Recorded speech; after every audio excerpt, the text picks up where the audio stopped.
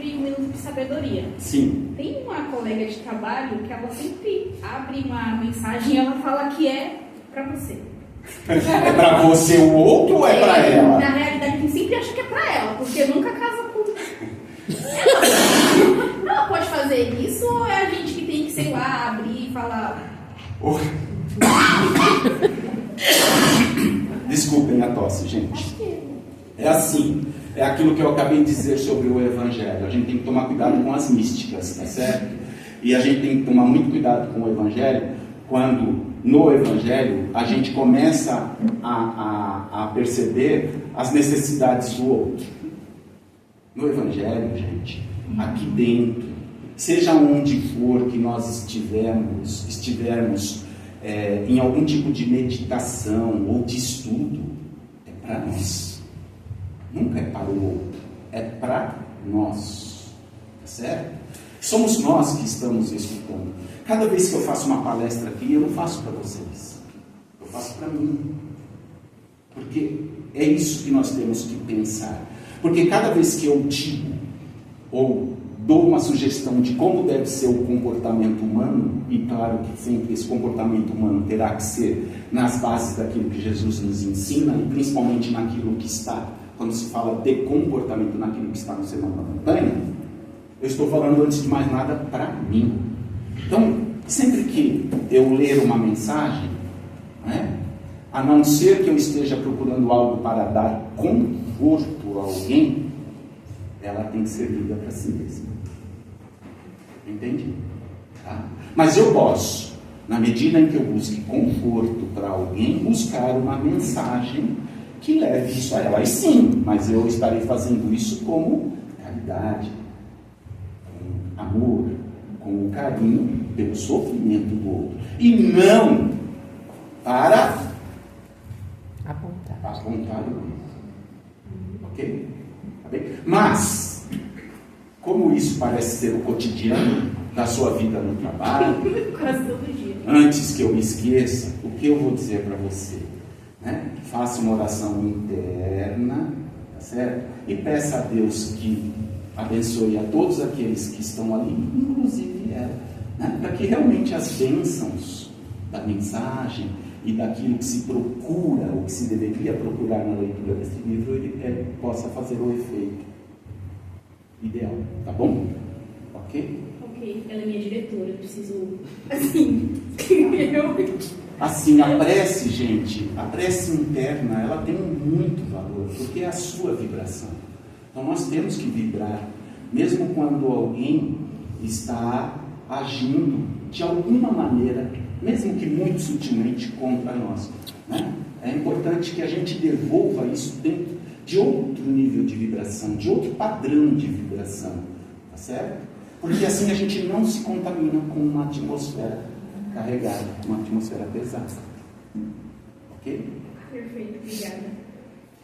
Voltando à parte da cremação. Em parte da cremação. Sim. Dizem que o plano espiritual precisaria de em torno de 72 horas, pelo menos, para desligar totalmente o organizamento. E em São Paulo parece que tem uma lei aprovada que o corpo só pode ser cremado depois de 72 horas. Ótimo. Sim. A Federação Espírita Brasileira lutou muito, inclusive, para que tivesse esse período, mas é antes de qualquer tipo de sepultamento, não é em relação à cremação, é qualquer tipo de sepultamento. Então, sob esse ponto de vista do desligamento total do espírito, o velório ele tem uma importância muito grande, tá, gente? Porque nós estamos falando de sepultamento, não de velório, Mas falando do velório, é muito importante que a gente sim preserve, que aliás, é que assim, a sociedade ela vai mudando. As pessoas vão entendendo diferentemente e vai mudando o comportamento em relação a determinadas coisas. Mas nós espíritas precisamos tentar preservar, sim, um período de pelo menos 24 horas de velório, que é para que a espiritualidade que nos estende as mãos na hora do desencarne possa trabalhar mais profundamente a necessidade individual de cada um, tá certo? Então, é assim, eu não posso reger essas coisas, né? Mas eu, Roberto, creio que sim, ainda o velório é algo muito importante que a gente precisa tentar preservar. Mas veja, gente, quando a gente fala de preservar o velório, é preservar o respeito e a dignidade daquele indivíduo que partiu. Realmente nós estarmos ali com o carinho e o respeito que aquele indivíduo nos mereceu e continuará merecendo sob o ponto de vista daquilo que ele tenha conquistado na convivência conosco. Então, quando nós falamos isso, gente, é necessário também, se é para preservar esse tempo, é preservar o ambiente acima de tudo. É um ambiente de respeito. Não é um ambiente de desespero. Para o espírita, gente, o desencarne não deve trazer desespero.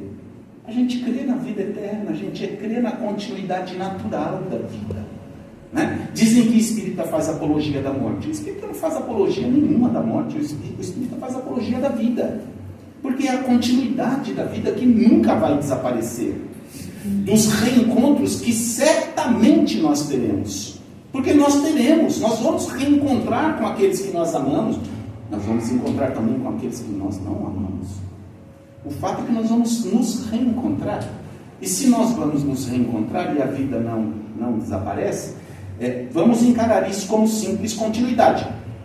Que ninguém interprete as minhas palavras dizendo que nós não podemos ficar tristes, que nós não vamos chorar. Nós vamos chorar sim. Nós vamos chorar sim. Vamos chorar de tristeza por estarmos nos afastando daquele indivíduo que está partindo. É a emoção natural do afastamento. E saudade, gente, é a expressão maior do amor. Então, saudade nós vamos ter daqueles que nos conquistaram. Não é? Ok. Só não devemos ter desespero. E no momento do velório, gente, o que não cabe? Piadas, sarcasmo, cinismo, né? Porque o momento do velório é este momento de reverência.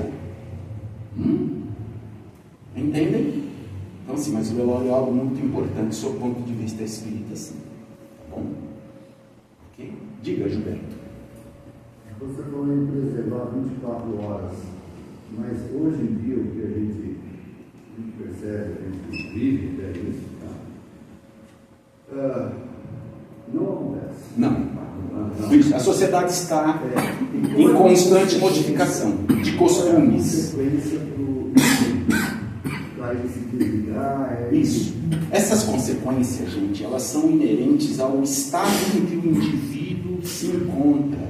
Está na mesma condição daquilo que falamos sobre o sepultamento, né? Como nós estamos apegados às condições terrenas, qual é o nível de apego às condições materiais? Isso vai definir como eu me encontro do outro lado, tá certo? E a diferença de algumas horas pode ser muito importante em alguns casos. Vai depender do entendimento de cada um. De cada um. Ele já está preparado ou sabendo o que vai acontecer. Isso. E ele se desligar. Isso. Por isso que essas nossas reuniões são tão importantes. Porque se nós de fato entendermos que o desencarne é simples passagem para um outro plano, e que a continuidade ela é natural, nós vamos ter menos problemas ao desencarnar, né? Mas isso é a questão não da crença, tá, gente? Porque é isso que nós precisamos perceber. Não é acreditar nisso, é aceitar, é trabalhar por isso. Se preparar, né? Pela preparação, exatamente. Tá bom? É interessante o campo que este pinga-fogo, desculpe, não posso mais corta isso. Que a pergunta é sua, Tom, hoje. E como que os espíritos convivem no cemitério? seres convictos. Então, depende de como eles se percebem desencarnados. Porque, via de regra, os espíritos, neste caso, eles estão presos ao próprio corpo. Nem sempre eles terão condições de perceber o que ocorre ao redor deles, né? Muitas vezes este espírito nem percebe mais nada, só percebe aquela situação que é a própria situação do desencarne, dependendo do quanto ele estiver vinculado àquilo. Em outros casos, ele pode perceber determinadas situações e de acordo com a afinidade que ele tiver, ele pode se aproximar ou não, porque é uma questão da psique do indivíduo neste caso. Como esta psique se configura, onde ele está centrando as suas intenções, onde ele centrou, né, as suas motivações de vida, porque isso naturalmente será o campo de afinidade que vai conduzi-lo para onde ele estará. Entende? Diga. Sim. Como a espiritualidade vê a doação de órgãos? Com muito bons olhos. Claro. Doação de órgãos é algo vital para muitas pessoas continuarem a sua existência aqui na Terra. E se nós temos condições de ajudar alguém a continuar a sua existência aqui na Terra, este certamente então é considerado um ato de caridade, de amor. Tá bem? Isso aos olhos espíritas, tá?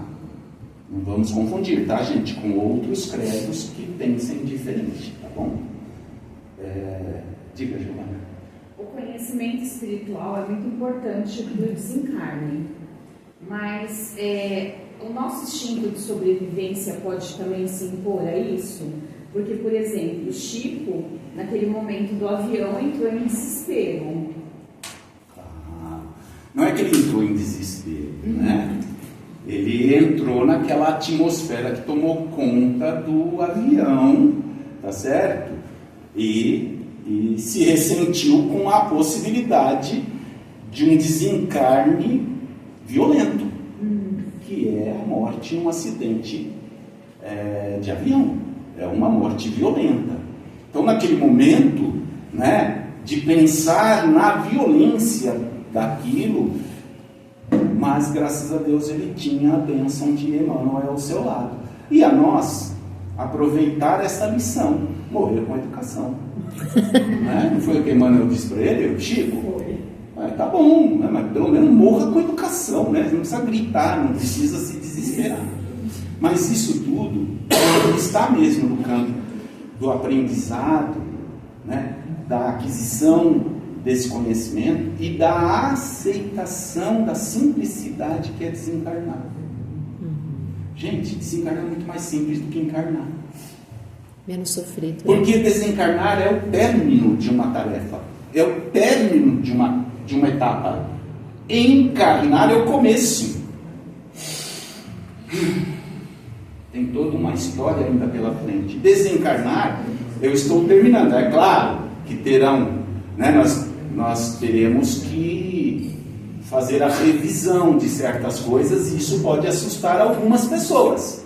Ora, mas se a gente faz aquele trabalhinho do espelho todos os dias, para que no dia seguinte a gente consiga fazer melhor do que nós fizemos no dia anterior, então a gente vai ter um desencarne sempre. Pensando dessa forma, muito tranquilo. Né?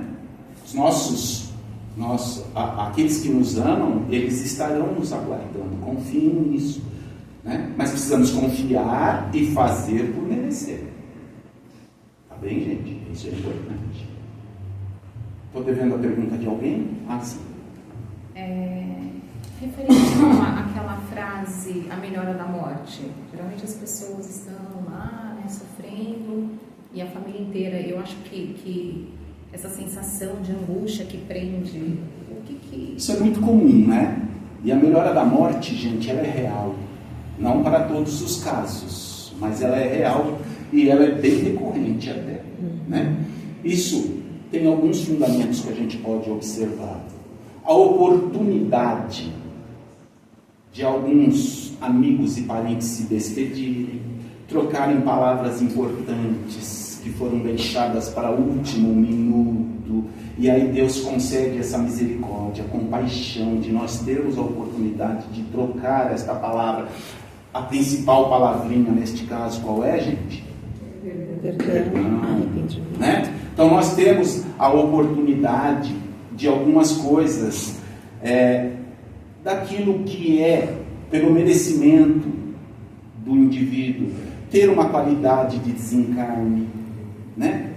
Quem sabe na melhora da morte, aí ele vem para casa, está ali acolhido por seus familiares, por seus amores, desencarna ali junto do carinho e do amor dessas pessoas, né? Ou se isso for dentro do hospital, né? Que as pessoas possam dar esse aconchego final. Então a melhora da morte, gente, ela é muito recorrente, ela é real, né?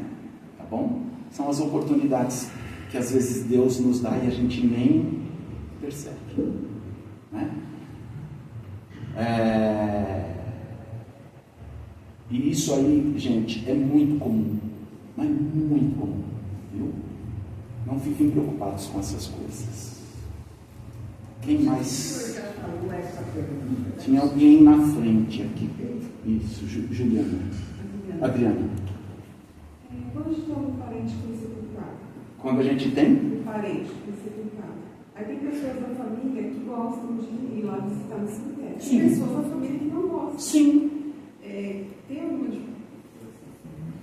Olha, Faz diferença você ir, não ir? a diferença é daquilo que te faz bem e de como está a sua crença. O espírita, de maneira geral, crê que para estarmos com alguém que já partiu, nós não precisamos estar no cemitério onde foi sepultado, porque o nosso pensamento nos leva a ele. A nossa oração, em qualquer lugar que nós estivermos, vai nos levar a ele e vai trazê-lo até nós. Porque a força do pensamento é que atrai o espírito, a força da afinidade e de como nós disparamos esse mecanismo de pensamento é o que vai atrair ou repelir. Então, independe de onde nós estivermos. Mas se isto faz bem ao coração, não há problema algum. Meu pai, hoje com 90 anos e com Alzheimer, foi alguém que durante uma vida inteira sempre gostou de ir no túmulo da família. Ficava lá, rezava por todos, voltava feliz para casa. E certamente, gente, quantas terão sido as vezes em que estes parentes foram lá para encontrar com ele, por conta da vibração, do pensamento, do carinho, né? Meu pai sempre foi uma pessoa muito ligada à família. Carinho. Então, por que não os espíritos? Mas não precisamos estar no cemitério para que eles nos visitem. Eles vão nos visitar em casa, eles vão nos visitar aqui no centro, né? À medida em que a gente cultive essa interação com eles. Tá bom?